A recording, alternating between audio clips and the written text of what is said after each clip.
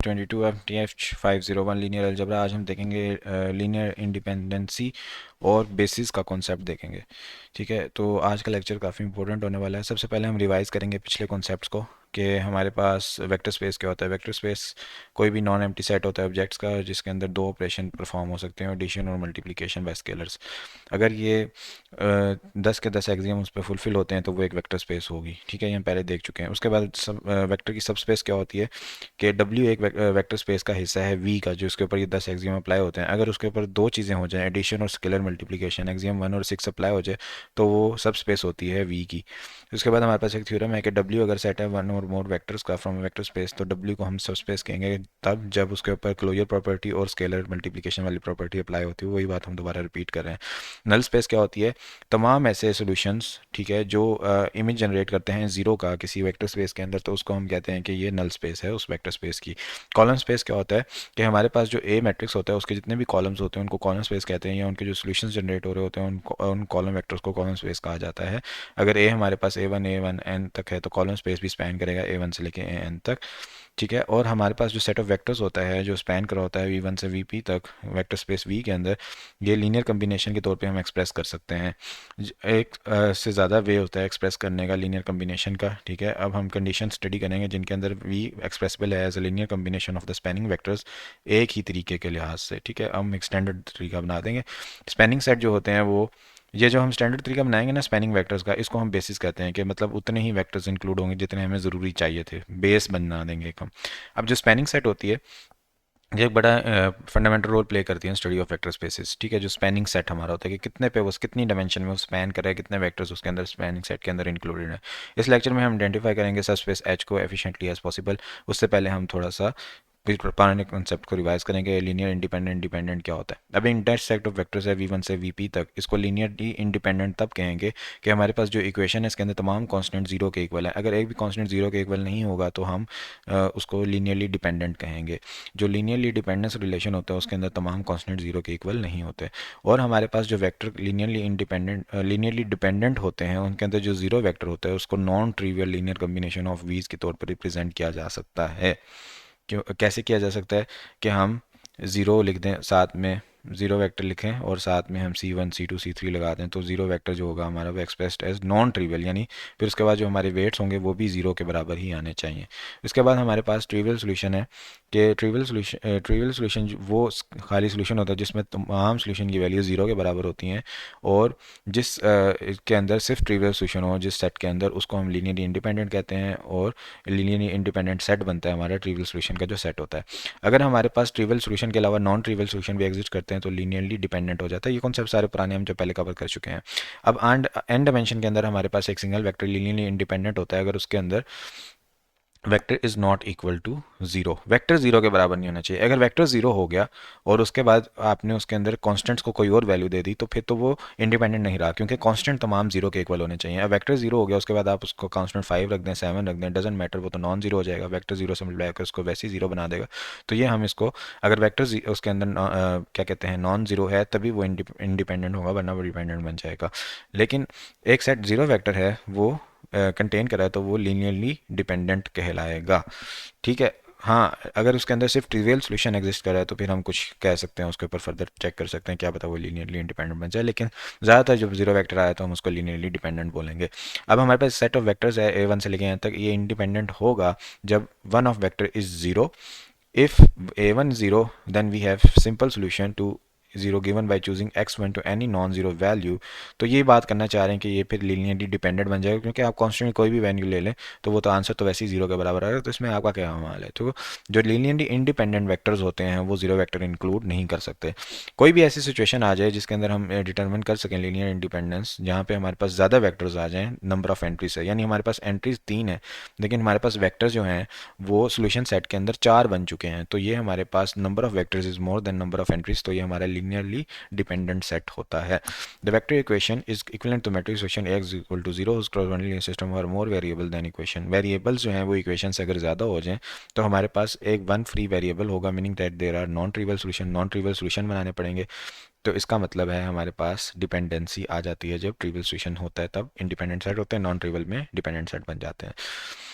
तो हमारे पास क्या है कि अगर n हमारे पास छोटा है, ठीक है। अगर n बड़ा है m से तो फिर हमारे पास लीनियर डिपेंडेंट होगा। अगर n स्पेस हमारी छोटी है, ठीक है, और ज्योमेट्रिक पिक्चर हमारे रिलेशन की मान लीनियर डिपेंडेंट वेक्टर्स की कैसे बनेगी कि अगर n is equal to 1 produce करेगा x1 x2 is equal to 0, अगर हमारे पास a1 जो वेक्टर है वो जीरो नहीं होना चाहिए, ठीक है, कांस्टेंट जीरो होना चाहिए। और ट्रिवियल सोल्यूशन क्या होगा हमारा, x1 is equal to zero, यही x1 जीरो होना चाहिए, x2 भी जीरो, x3 भी जीरो, जितने भी उसके बाद आते जाएं, n2 करें तो x2 x1 x2 दोनों जीरो होने चाहिए, अगर n3 करें तो x1 x2 x3 तीनों जीरो होने चाहिए, तमाम कांस्टेंट जीरो होने चाहिए, तभी हमारा सेट लीनियरली इंडिपेंडेंट होता है, क्योंकि उसका सिर्फ ट्रिवियल सोल्यूशन होता है जो कि जीरो के बराबर होता है। ट्रिवियल कहते हैं बेकार को, मतलब इजीली कैलकुलेट हो जाता है, इसलिए उसको ट्रिवियल कह रहे होते हैं। तो set of two non zero vectors is linearly dependent if and only if there are scalar multiples. अगर दो वेक्टर्स हैं आपस में एक दूसरे का मल्टीपल है, जैसे एक वेक्टर है 2 1 3 और दूसरा वेक्टर है 6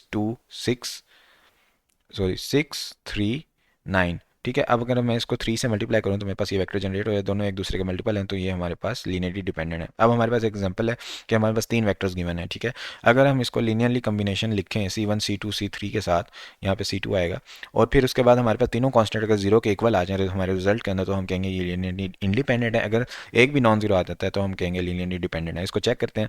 C1 V1 C2 V2 C3 V3 हमने लिखा, C को सबके साथ मल्टीप्लाई किया, इक्वेशन को इक्वेट किया, बराबर किया तमाम वैल्यूज़ को जीरो के, उसके बाद कैलकुलेट किया, तो हमारे पास मज़े की बात ये हुई कि हमारे पास C1 भी जीरो आ गया, C2 भी जीरो आ गया, C3 भी जीरो आ गया, तो हमारे पास तीनों कांस्टेंट जीरो आ गए हैं।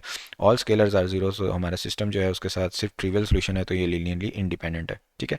उसके बाद हमारे पास लीनियरली डिपेंडेंट सेट के एग्जांपल ले लेते हैं। हमारे पास ये तीन वेक्टर्स हैं, ये सेट ऑफ वेक्टर्स जो हैं ये लीनियरली डिपेंडेंट होंगे सिंस हम इस कम्बिनेशन में लिख सकते हैं। ये कम्बिनेशन हमें याद नहीं है, लेकिन उन्होंने एग्जाम्पल में बता दिया कि ये इस कम्बिनेशन में लिख सकते हैं, इसलिए ये लीनियरली डिपेंडेंट है। इसी तरह ये हमारे पास तीन पॉलिनोमियल्स हैं, इनको हम एक दूसरे के कम्बिनेशन की फॉर्म में लिख सकते हैं। इनके अंदर कांस्टेंट तमाम जीरो के इक्वल नहीं है, जीरो करने के लिए 3 - 1 2 हम कर रहे हैं, नॉन जीरो कांस्टेंट रख रहे हैं, तो ये लीनियरली डिपेंडेंट सेट है। अब लीनियरली इंडिपेंडेंट और डिपेंडेंट जो सेट होते हैं ये echelon form, reduce echelon form की मदद से भी हम कैलकुलेट कर सकते हैं, ठीक है। तो रिड्यूस एचेलॉन फॉर्म में लेकर जाते हैं, और वहाँ पे अगर हमारे पास नॉन ट्रिवियल सोल्यूशन आ जाता है, कोई वेरिएबल फ्री आ जाता है, तो हमारे पास डिपेंडेंट सेट होगा, और वेरिएबल फ्री नहीं आता तो वो सिर्फ ट्रिवियल सोल्यूशन आता है, तो हमारे पास इंडिपेंडेंट सेट होगा। अब हमारे पास एक और थ्योरम है इंडस सेट है, V1 से VP तक। इंडस से मुराद ये कि 1 2 3 लिखा हुआ है B के साथ, ठीक है। अगर इसके अंदर दो से या उससे ज़्यादा वेक्टर्स हैं और V1 जो है जीरो के बराबर नहीं है, ठीक है, और हम लीनियर कम्बिनेशन की फॉर्म में लिख सकते हैं VJ with J is greater than 1, तो ये हमारे पास लीनियरली डिपेंडेंट होगा, जैसे हमने यहाँ पे किया था, हमने एक दूसरे के कम्बिनेशन की फॉर्म में इनको लिख दिया था।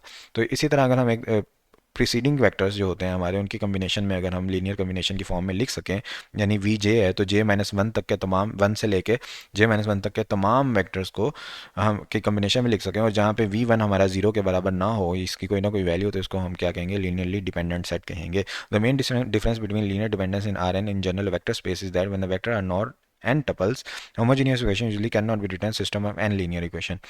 That is, the vectors cannot be made into the column of matrix in order to study the equation ax is equal to 0. यानी जो वेक्टर्स हैं वो उतने नहीं बनेंगे जितने हमें चाहिए थे, जितने कॉलम्स हमें चाहिए थे, और हम उस कॉलम और मैट्रिक्स से नहीं बना सकते जब हमारे पास लीनियरली डिपेंडेंस होगा, क्योंकि कोई ना कोई आपस में एक दूसरे के ऊपर डिपेंडेंट होंगे, एक दूसरे के मल्टीपल होंगे, तो हम रिलाई करेंगे stand on the definition of linear dependence on theorem 1। जो थ्योरम 1 हमारे पास था, थ्योरम 1 हमारे पास ये कहता था कि ये लीनियर कॉम्बिनेशन की फॉर्म में पिछलों के लिख सकते हैं उसको, ठीक है।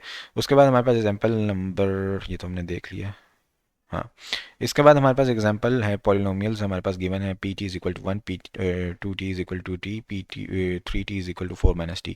तो ये हमारे पास लीनियरली डिपेंडेंट होंगे क्योंकि एक दूसरे कम्बिनेशन के फॉर्म में, यानी जो P3 है उसको हमने P1 और P2 के कम्बिनेशन के फॉर्म में लिख दिया, इसलिए ये लीनियरली डिपेंडेंट है अकॉर्डिंग टू थ्योरम 1।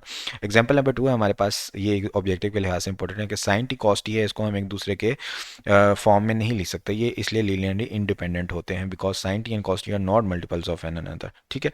लेकिन अगर हमारे पास एक और सेट है साइन टी कॉस टी और साइन टू टी, तो हमारे पास जो साइन टू टी होता है वो इक्वल टू होता है two sine T cos T, यानी पिछले वाला जो था उसको 2 से मल्टीप्लाई करके मैंने लिख दिया इस वाले को, तो इसका मतलब ये लीनियरली डिपेंडेंट होगा, जहाँ पे एक दूसरे को मल्टीप्लाई करके लिख सकते हैं ना। फॉर एग्जाम्पल मैंने पहले भी ये चीज़ आसान अल्फाज में समझाई, हमारे पास 25 एक नंबर है, ठीक है, इससे पहले मेरे पास एक नंबर आ रहा था 5, ठीक है, तो 25 को अगर मैं 5 मल्टीप्लाई बाई 5 यानी 5 को 5 से मल्टीप्लाई करके लिख सकता हूँ, तो ये जो मेरा 25 है ये डिपेंडेंट हो गया 5 के ऊपर।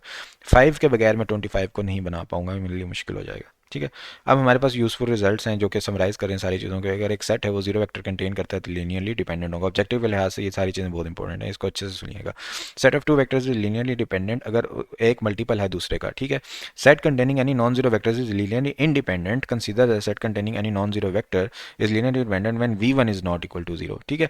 अगर हमारे पास नॉन जीरो वेक्टर का सेट है वो लीनियरली इंडिपेंडेंट तभी होगा जब उसके अंदर एक ही वेक्टर है v1 और वो नॉन जीरो के इक्वल है। तो इसका मतलब हमें c1 v1 is equal to zero करने के लिए कांस्टेंट को जीरो बनाना पड़ेगा, इसलिए ये लीनियरली इंडिपेंडेंट होगा। जहाँ कांस्टेंट जीरो होता है वहाँ पे लीनियरली इंडिपेंडेंट होता है और इसके अंदर एक ही वेक्टर है, ठीक है। तो c1 जो है उसको जीरो करना पड़ेगा। अब set of two vectors is linearly independent if and only if neither of the vectors is multiple of another.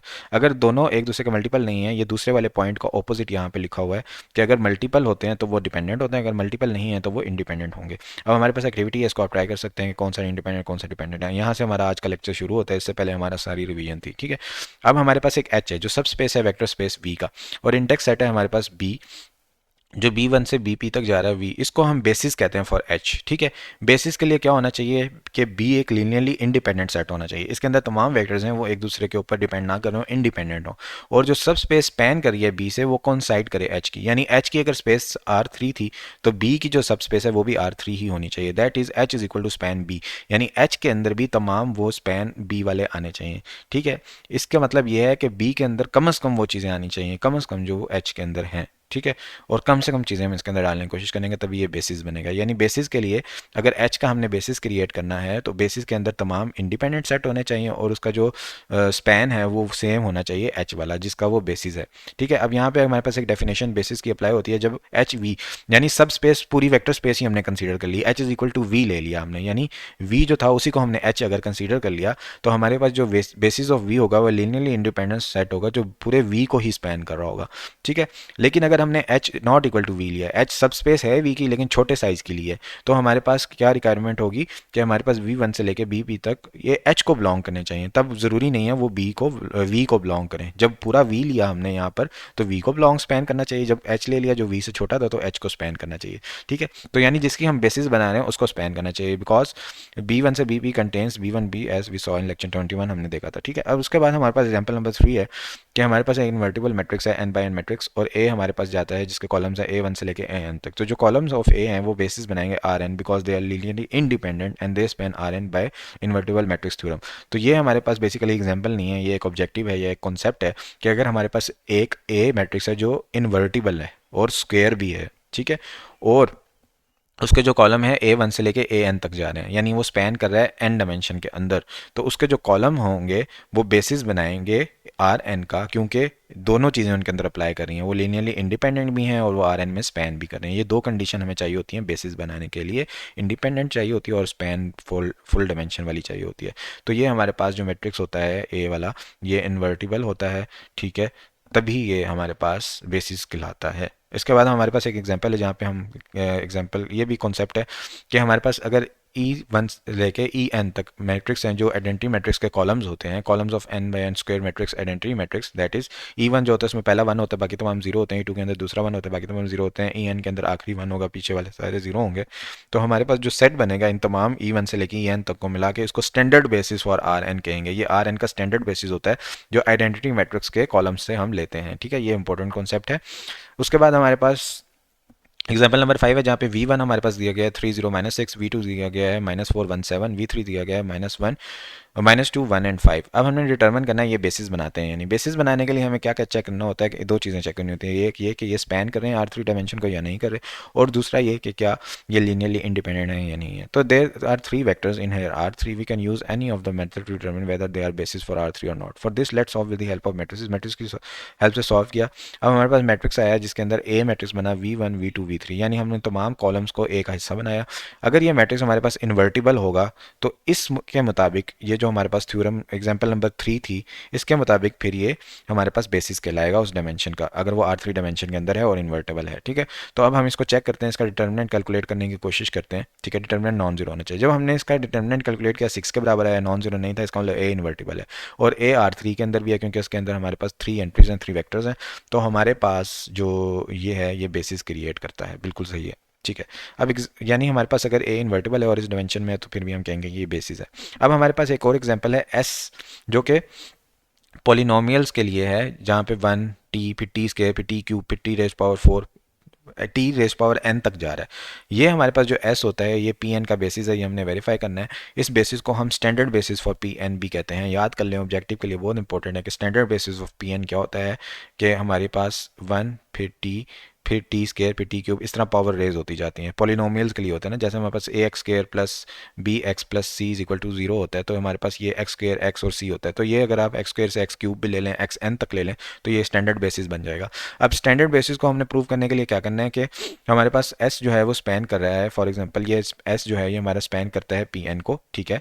तो अगर हमने शो करना है ये लीनियरली इंडिपेंडेंट है, पी एन को तो सिर्फ स्पैन कर रहा है, ये हमें नजर आ रहा है, ये एन तक इसके पास वैल्यू जा रही है, ठीक है, एन डायमेंशन में तो ये है। अब एक चीज़, दूसरी चीज़ हमने प्रूव कर दी थी। पहली चीज़ हमने प्रूव करनी है कि ये लीनियरली इंडिपेंडेंट है या नहीं। तो उसके लिए हम क्या करेंगे, इसके साथ कॉन्स्टेंट्स लगाएंगे, फिर तमाम कॉन्स्टेंट की वैल्यू जीरो के बराबर होनी चाहिए ये जीरो लाने के लिए, कि तमाम कॉन्स्टेंट जीरो के बराबर होते हैं, इसका मतलब ये लीनियरली इंडिपेंडेंट होगा। अब ये जो पॉलिनोमियल है left hand side same values as the zero polynomial on the right, ठीक है।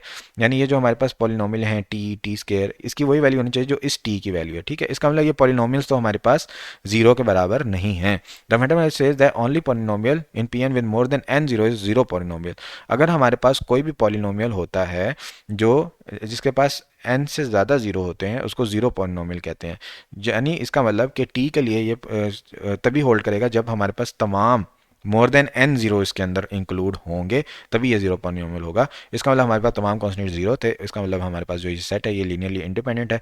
और दूसरी चीज़ हम पहले प्रूव कर चुके थे कि ये स्पैन करता है पी एन के ऊपर, इसका मतलब ये बेसिस है पी एन के लिए, ठीक है। उसके बाद हमारे पास नेक्स्ट कॉन्सेप्ट आ गया कि हमारे पास जो सेट ऑफ वेक्टर्स है हमने ये बताना है कि ये बेसिस है आर थ्री का या नहीं। तो हमारे पास तीन वेक्टर्स हैं, थ्री एंट्रीज हैं, इसका मतलब आर थ्री में तो ये स्पैन कर रहा है, ठीक है। अब ये सेट वेक्टर्स हमने लिख दिया कि स्पैन कर रहा है आर थ्री में, अगर हमारे पास एक चीज़ हो के हम जब इसके साथ कॉन्स्टेंट्स लगाएं और एक बेसिक चीज़ जो होती है इसकी जिसके अंदर E one E two E three होता है उसके साथ भी कॉन्स्टेंट्स लगाएं, फिर इसको इक्वल रखें, फिर इसके मैट्रिक्स का डिटर्मिनेंट चेक करें। अगर वो डिटर्मिनेंट नॉन जीरो होता है तो ये इन्वर्टिबल मैट्रिक्स होगा और इसको हम कहेंगे कि ये स्पैन कर इस डिमेंशन में। तो हम क्या करते हैं कि हम ये जो वेक्टर्स हमें गिवन थे ना, ये वेक्टर्स के साथ c one c two c three ये लगा लेके यहाँ लिख देते हैं, c one v one c two v three c three v three, इसको इक्वल करते हैं।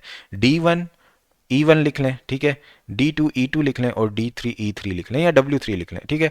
ई वन हमारे पास वन जीरो जीरो होता है, ई टू हमारे पास जीरो वन जीरो होता है, वी थ्री हमारे पास जीरो जीरो वन होता है। अब इसको आपस में मल्टीप्लाई करने के बाद हमारे पास ये इक्वेशन जनरेट हो जाएंगे। जब हम सी वन को इसके साथ मल्टीप्लाई करेंगे, सी टू के साथ, सी थ्री इसके साथ और डी वन के साथ, डी टू इसके साथ, ये इक्वेशन जनरेट हो जाएगी, ठीक है। अब इस इक्वेशन में हम क्या करें, ये दोनों जीरो हैं, ये भी जीरो है, ये भी जीरो है, ठीक है। यहाँ पे बच जाएगा D one D two D three, और ये जो हमारे पास है इसको ऑगमेंटेड मैट्रिक्स जनरेट कर ये कोफिशिएंट मैट्रिक्स जनरेट कर दें और c one c two c three हमारे पास कोफिशिएंट्स आ गए, ठीक है। अब हम क्या करें कि इस कोफिशिएंट मैट्रिक्स का चेक करें डिटर्मिनेंट निकाल के। अच्छा, अगर डिटर्मिनेंट हमारा निकलता है कि नॉन जीरो के इक्वल तो ये कंसिस्टेंट होगा, अगर जीरो के इक्वल निकलता है तो ये इनकंसिस्टेंट होगा, फिर ये स्पैन नहीं करेगा, ठीक है। तो अब हमने डिटर्मिनेंट निकाल के देखा तो हमारा डिटर्मिनेंट आ रहा है जीरो, इसका मतलब ये इनकंसिस्टेंट है और ये स्पैन नहीं करता वेक्टर स्पेस वी को, ठीक हो गया। अब इसके बाद हमारे पास एक और एग्जांपल है जिसके अंदर हमारे पास, अब वो तो हमारे पास ई1 ई2 ई3 था, हमने कॉलम ले लिए थे इनवर्टेड मैट्रिक्स के। अब यहाँ पे पॉलिनोमियल्स में क्या करते हैं, ये इस एग्जांपल से बताया गया कि हमारे पास ये तीन पॉलिनोमियल की इक्वेशंस हैं, हमने चेक करना है ये P2 के लिए बेसिस बनाती हैं या नहीं बनाती, क्योंकि अगर आप देखें ना इसके अंदर स्क्वायर तक की वैल्यू जा रही है ना, तो टू डायमेंशन तक की वैल्यू जा रही है। तो हम इसको करने के लिए क्या करेंगे, इस तरह इन सबके साथ कॉफिशिएंट्स लगाएंगे और इनका फिर बेसिक ले लेंगे। बेसिक के अंदर हम क्या करेंगे, एक में हम कॉफिशिएंट जीरो लेंगे और टी स्क्वायर भी जीरो लेंगे, सिर्फ इसकी वैल्यू टी लेंगे। इसके अंदर क्या करेंगे हम कि इसको भी जीरो लेंगे, इसको भी जीरो लेंगे, सिर्फ यहाँ पे वन आएगा। और तीसरा जो हमारे पास इसका पैटर्न होगा उसके अंदर क्या करेंगे कि ये भी जीरो होगा, ये भी जीरो होगा और टी स्केयर के साथ वन इंक्लूड कर देंगे, ठीक है। तो ये हमारे जैसे हमारे पास आइडेंटिटी मैट्रिक्स बनता था zero one zero zero one one zero zero zero one zero zero zero one, इसी तरह हम ये पॉलिनोमियल इक्वेशन बनाएंगे जो कि हमारे पास बनेगी वन, ठीक है, और फिर बनेगी zero plus one T plus zero T square, यहाँ पे जीरो वन जीरो आ गया और जीरो जीरो वन यानी zero zero one T square, ठीक है। अब इनके साथ हम कोई कॉफिशिएंट लगा लेंगे, ठीक है, जैसे हमने D one D two D three लगाया था वो लगा देते हैं, ठीक है। और इसकी पिछली साइड पे जो हमारे पास गिवन थे इनके साथ c one c two three c three लगा देते हैं। अब फिर इनको आपस में मल्टीप्लाई करेंगे, कंप्यूट करेंगे, हमारे पास फिर एक सिस्टम आएगा, उसका फिर मैट्रिक्स बनाएंगे, ठीक है। अब इस मैट्रिक्स के अंदर कॉफिशिएंट मैट्रिक्स निकालेंगे, इसका डिटर्मिनेंट लेके चेक करेंगे, अगर इसका डिटर्मिनेंट हमारे पास नॉन जीरो के इक्वल आता है जो कि आ गया तो हमारा सिस्टम कंसिस्टेंट है, इसका मतलब ये वेक्टर स्पेस को स्पैन करता है। तो जो हमारे पास जो सेट होगा P1 T P2 T P3 T vectors का, ये लीनियरली इंडिपेंडेंट होगा तभी जब हमारे पास ये, अब हमने ये तो चेक कर लिया कि ये स्पैन करता है, लीनियरली इंडिपेंडेंट तभी होगा। अब नेक्स्ट चीज़ करेंगे, पहले तो हमारे पास स्पैन ही नहीं कर रहा था, हम वहीं खत्म कर दिया था। अब हम स्पैन कर रहे हैं, अब हम चेक करेंगे लीनियरली इंडिपेंडेंट है या नहीं। दूसरी चीज़ भी हमने चेक करनी, उसके लिए क्या होना चाहिए, C1 C2 C3 तीनों की वैल्यू जीरो के बराबर आनी चाहिए, ठीक है। अब हमने चेक किया कि जीरो के बराबर है तो सेट जो है ये बेसिस फॉर्म करता है। अदरवाइज अगर हमारा सोल्यूशन सेम नॉन जीरो, अगर इसके अंदर कोई भी सी नॉन जीरो होता तो ये लीनियरली डिपेंडेंट बन जाता और हमारे वेक्टर स्पेस का बेसिस ना कहलाता, ठीक है। तो हमारे पास ये जो इक्वेशन है C1 C2 C3, जब हमने इसको रीअरेंज किया तो हमारे पास हमने क्या किया, जो कोफिशिएंट्स थे वो अलग कर लिए, टी वाली वैल्यू अलग कर ली, टी स्केयर वाली अलग कर ली, ठीक है। अब हमने क्या करना है, इनका कोफिशिएंट मैट्रिक्स बनाना है, इन कोफिशिएंट मैट्रिक्स का डिटर्मिनेंट लेके देखना है। अगर वो नॉन जीरो के इक्वल आ रहा है इसका मतलब ये लीनियरली इंडिपेंडेंट है, और फिर हम बोलेंगे कि ये स्पैन करता है, बेसिस है एस का, ठीक है।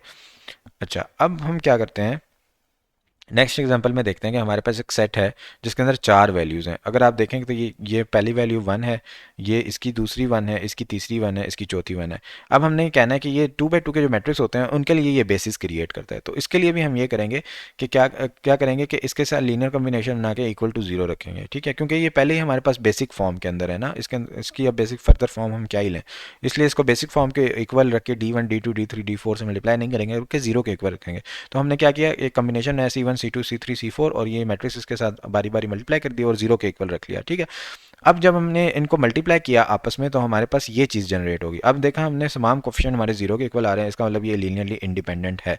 अब ये स्पैन कर रहा है उसको या नहीं कर रहा है, ये चेक करने के लिए हम राइट साइड पे ABCD लिखते हैं। तो हमारे पास जो कोफिशिएंट्स होंगे वो चार आ रहे होंगे और ये राइट साइड पे चार वैल्यू आ रही होंगी। इसका मतलब कि हमारे पास ये स्पैन करता है वी को, क्योंकि इसके अंदर सेम वही डायमेंशन आ रही है जो वी की डायमेंशन थी।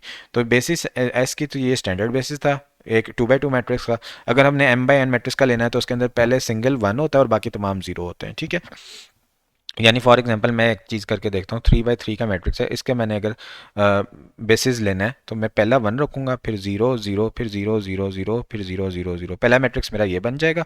दूसरा जो मेरा मैट्रिक्स बनेगा वो बनेगा 0 1 0 0 0 0 0 0 0। इस तरह आप तमाम मैट्रिसेस बना लेंगे, तो ये हमारे पास स्पैन बेसिस होता है।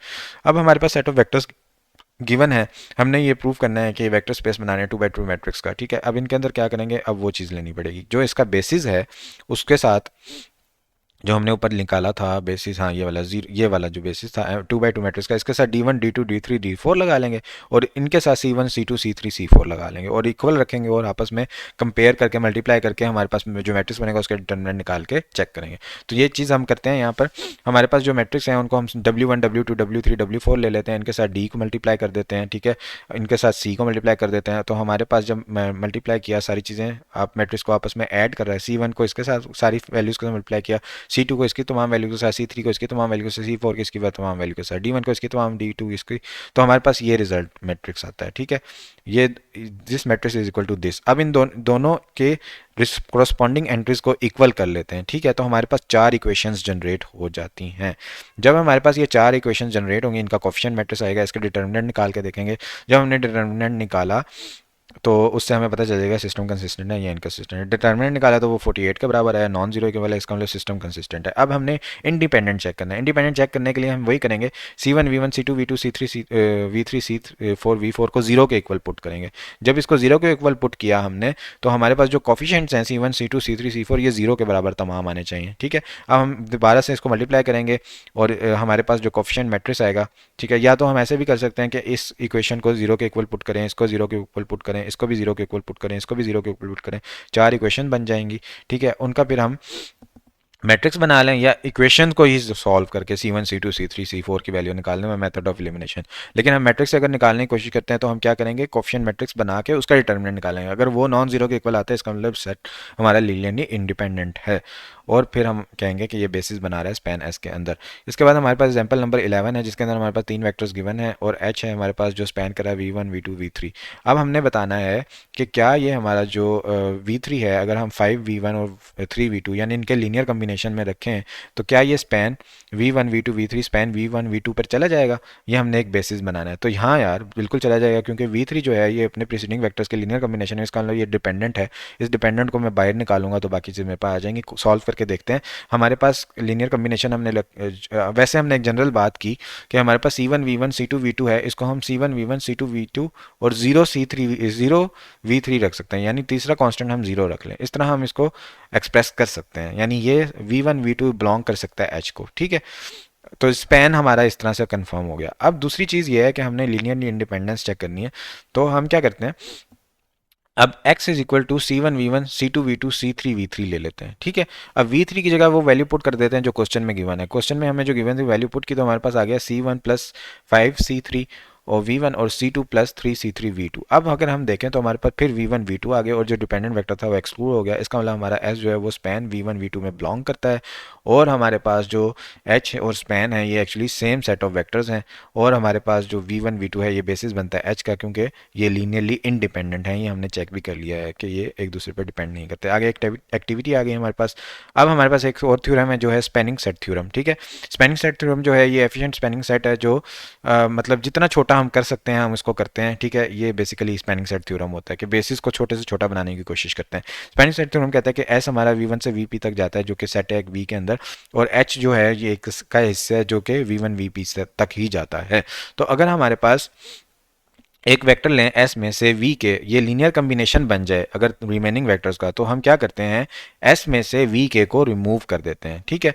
और फिर भी अगर हमारा वो स्पैन H को कर रहा है तब रिमूव करते हैं। दूसरा ये कि अगर H हमारा जीरो के इक्वल नहीं है, इसके अंदर जीरो के अलावा दूसरी चीज़ें हैं, तो some subset of S is a basis for H। तो S का कुछ सबसेट होता है जो H का बेसिस बना रहा होता है। ये दो कॉन्सेप्ट हैं हमारे पास, ठीक है। इसको अब हम फर्दर देखते हैं कि हमारे पास जो स्पैन होता है ये सेट ऑफ लीनियर कम्बिनेशन होता है, ये हमें पता है। जैसे V1 V2 V3 V4 होगा, उसके साथ हम C1 V1 C2 V2 C3 V3 C4 V4 लगा रहे होते हैं, तो ये लीनियर कम्बिनेशन होता है।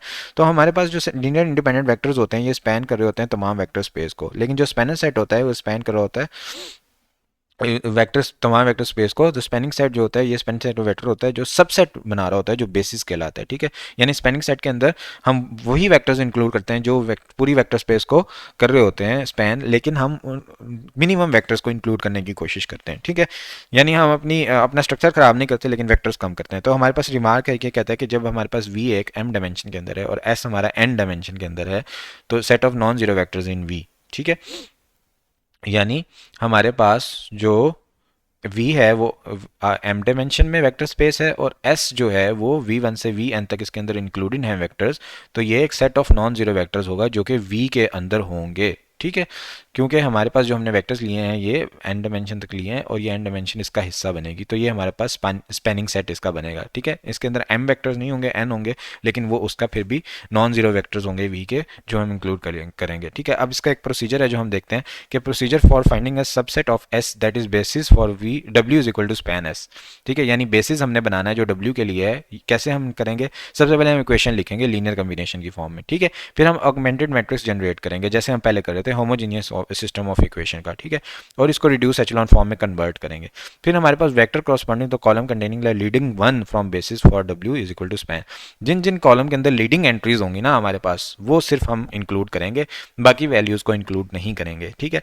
अगर फॉर एग्जांपल हमारे पास S जो है V1 से V6 तक जा रहा है और लीडिंग वन जो है वो सिर्फ पहले कॉलम में, तीसरे में और चौथे में कर रहे हैं, तो हम V5 और V6 को इंक्लूड नहीं करेंगे, ना ही V2 को इंक्लूड करेंगे, बल्कि हम V1 V3 V4 को करेंगे। यानी जहाँ जहाँ हमारे पास पिवट नंबर्स बन रहे होंगे, पिवट लोकेशंस बन रहे होंगे, उन्हीं को हम इंक्लूड करेंगे और वही हमारा बेसिस बना रहा होगा स्पैन का।